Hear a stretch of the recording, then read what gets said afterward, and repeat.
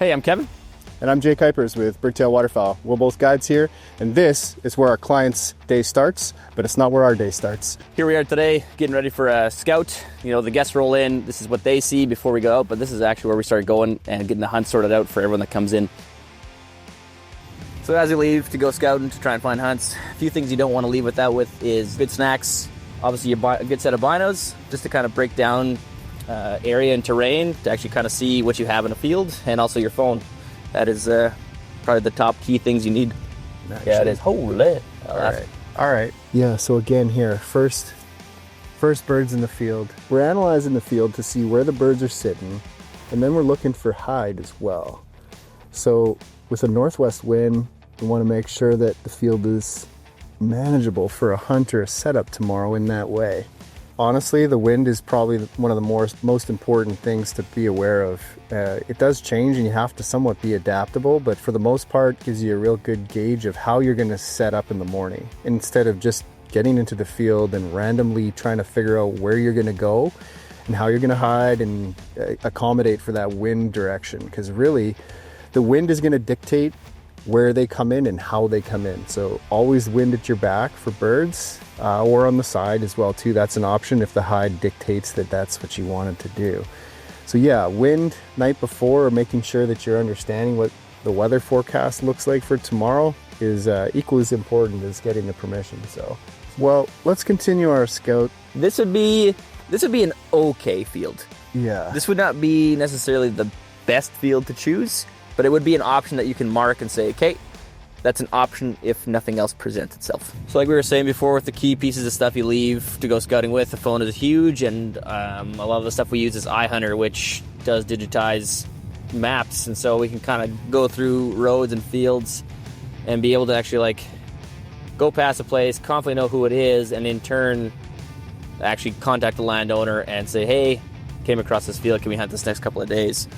And so works as such. Like, could not do without this tool, and also just having the ability to then pick apart cover as we have. You know, we can see where the birds were, mark them, see what's in the cover for field, use wind to our advantage, and then know, you know, before we even go hunting in the morning, exactly where we're going, where the birds were, and can roll in confidently by marking approaches, cover, birds, and, you know, can basically go in blindfolded, or in turn send somebody else there so that they can also have a layup for a hunt and not feel unsure of what to expect in the mornings. So now we've actually located a field that's potentially huntable. It's now a matter of actually getting access to hunt it. So a lot of the farmers we do have good relationships with that we know quite well already, so we can usually send a text.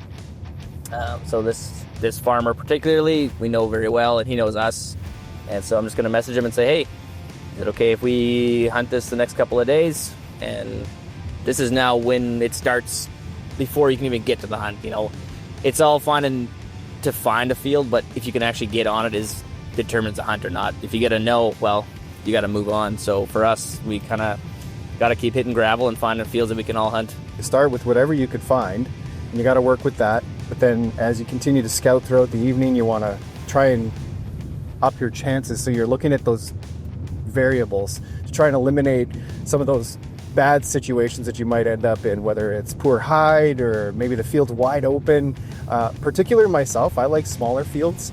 Big fields are really difficult to try and lure birds, as Kevin said earlier. It's, you know, they have all these different areas and options to sit in the field. So yeah, that's really what you're looking for. So always upgrading as you kind of move on with your scouts in the evening and stuff.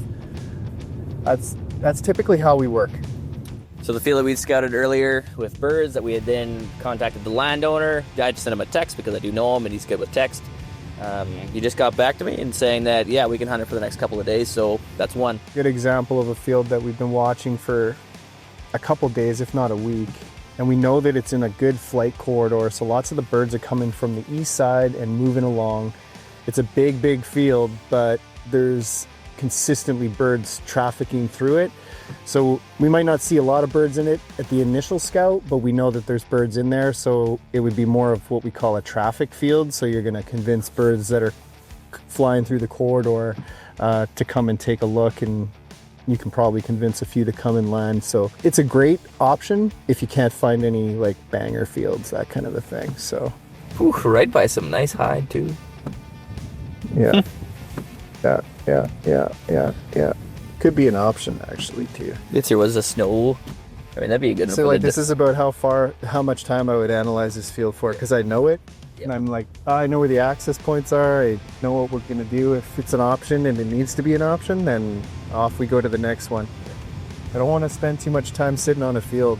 There's quite a few birds in this field right now, but I don't want to sit on it for too long and bump them off and push them around too much. So ideally we'll just keep moving, and we know that this is a good option for us. So oh yeah, they're all over that field. Just look right. Oh my God, man. Whole horizon. They're huge. It's a huge field. Okay, lock it up. Lock it up. This is now options that could be either for morning or afternoon guides, especially with ducks. Kind of like we alluded to earlier with upgrading fields. So we have at least 3 fields that will be good huntable fields, and a few others that are just good builders, something to actually keep in your back pocket and use if you need to, or see if they build in the following days. As you can see, our light is faded, all but gone, and now that we have a few fields lined up and feel confident where we can go, we'll see you in the morning. All right, so we're out in the field this morning. Finished our scout last night. We were checking out this field. It had a mix of different species in it. So we've found a great slough. We're backed up against the slough nice and tight. We've got a heavy wind this morning. It's about 34, gusting to 60. So we're gonna tuck against these reeds back here. We got the fellas unpacking all the decoys. We're gonna run a decoy set kind of in a U shape out here. We're gonna anticipate the birds coming from the east and then the southeast as well too. So we've got a great situation here. We've got cloudy day, overcast, looking for some good opportunities for these birds. They're gonna come for a really long time. We're gonna need to make sure that those first shots count.